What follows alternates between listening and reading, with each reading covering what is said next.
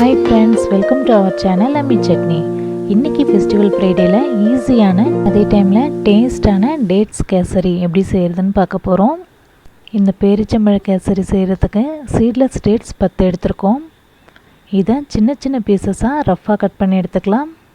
நான் இதுக்கு normal dates தான் எடுத்துர்க்கேன். உங்ககிட்ட Black டேட்ஸ் இருந்ததுனா அது கூட யூஸ் பண்ணலாம்.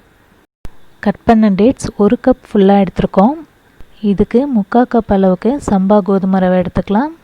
3/4 கப் அளவுக்கு ப்ரௌன் சுகர் இல்லைனா நாட்டு சக்கரை கூட எடுத்துக்கலாம். இப்போ 1 ஸ்பூன் அளவுக்கு மட்டும் நெய் சேர்த்து சம்பா கோதுமை ரவையை லைட்டாக வறுத்துக்கலாம். கோதுமை ரவையை ரொம்ப நேரம் ரோஸ்ட் பண்ண தேவையில்லை, ஜஸ்ட் ஒரு 30 செகண்ட்ஸ் ரோஸ்ட் பண்ணாலே போதும். இப்போ கோதுமை ரவை வேகிறதுக்காக 3 கப் அளவுக்கு தண்ணி சேர்த்துக்கலாம். கோதுமை ரவை வேகிறதுக்கு ரொம்ப நேரம் ஆகாது. இதை மூடி வச்சு வேக வச்சோன்னா 5 நிமிஷத்துக்குள்ளாரையே வெந்துடும்.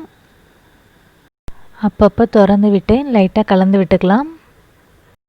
4 நிமிஷம் தான் ஆகுது. கோதுமை ரவை நல்லாவே வெந்துடுச்சு. இதில் டேஸ்ட்டுக்காக கொஞ்சமாக உப்பு சேர்த்துக்கலாம். இப்போ இதை நல்லா கலந்து விட்டுடலாம். கோதுமை ரவையை ரொம்ப நேரம் வறுக்காமல் லைட்டாக வறுத்துட்டு 3 கப் அளவுக்கு தண்ணி சேர்த்தோன்னா இது மாதிரி நல்லா சாஃப்டாக வெந்திருக்கும். இப்போ இதில் இந்த ஸ்வீட்டுக்கு தேவையான ப்ரௌன் சுகர் சேர்த்துடலாம். ப்ரௌன் சுகருக்கு பதிலாக நாட்டு சக்கரை கூட சேர்த்துக்கலாம். ப்ரௌன் சுகர் கரைஞ்சி சம்பா கோதுமை லைட்டாக இலகலாகும். ஸோ இது திக்காகிற வரைக்கும் நல்லா கலந்து விட்டுட்டே இருக்கலாம்.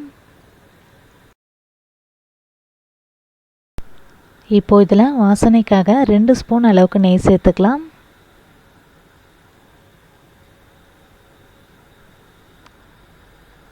இதை நல்லா மிக்ஸ் பண்ணி விட்டுட்டு நம்ம கட் பண்ணி வச்சுருக்கிற பேரிச்சம்பழத்தெல்லாம் இதில் சேர்த்துடலாம். நான் இதில் நார்மல் டேட்ஸ் தான் சேர்க்குறேன். நீங்கள் Black டேட்ஸ் சேர்க்குறதா இருந்தால் கொஞ்சம் அளவு கம்மியாக சேர்த்துக்கோங்க. ஏன்னா Black டேட்ஸ் இதை விட தித்திப்பாக இருக்கும், அதனால தான். டேட்ஸை சம்பா கோதுமை ரவையோடு சேர்த்து நல்லா மிக்ஸ் பண்ணிடலாம். இப்போ ஃப்ளேமை சிம்மில் வச்சுட்டு இதை மூடி வச்சிடலாம். அப்போ தான் டேட்ஸ் நல்லா சாஃப்டாக ஆகும். டேட்ஸ் நல்லாவே சாஃப்டாகிடுச்சு. இப்போ இதை நல்லா கலந்து விட்டுடலாம். கடைசியாக நெய்யில் வறுத்து வச்சுருக்கிற முந்திரி பருப்பையும் ரaisinனையும் சேர்த்துடலாம். வாசனைக்காக 2 ஏலக்காய் பவுடர் பண்ணி வச்சுருக்கோம், அதையும் சேர்த்துடலாம். இதில் உலர் திராட்சை நெய்யில் வறுக்காமல் அப்படியே கூட சேர்த்துக்கலாம், அதுவும் நல்லா தான் இருக்கும். இப்போது இது எல்லாத்தையும் நல்லா கலந்து விட்டு ஸ்டவ்வை ஆஃப் பண்ணிடலாம். டேஸ்டான இந்த டேட்ஸ் கேசரி செய்கிறதுக்கு 10 நிமிஷத்துக்குள்ளே தான் ஆகும். ஸோ குயிக்காக ஈஸியாக ஒரு ஸ்வீட் செய்யணும்னு நினச்சிங்கன்னா கண்டிப்பாக இந்த ஸ்வீட்டை நீங்கள் ட்ரை பண்ணி பார்க்கலாம். அது மட்டும் இல்லை, இதோட டேஸ்ட்டும் ரொம்பவே நல்லாயிருக்கும். 1 கப் டேட்ஸ் தான் எடுத்தோம். இதுக்கு 9 ஸ்கூப் அளவுக்கு கேசரி வந்திருக்கு. இன்றைக்கி ஃபெஸ்டிவல் ஃப்ரைடேயில் நம்ம பார்த்த இந்த ஈஸியான டேட் ஸ்வீட் உங்கள் எல்லாருக்கும் பிடிச்சிருக்கும்னு நம்புகிறேன்.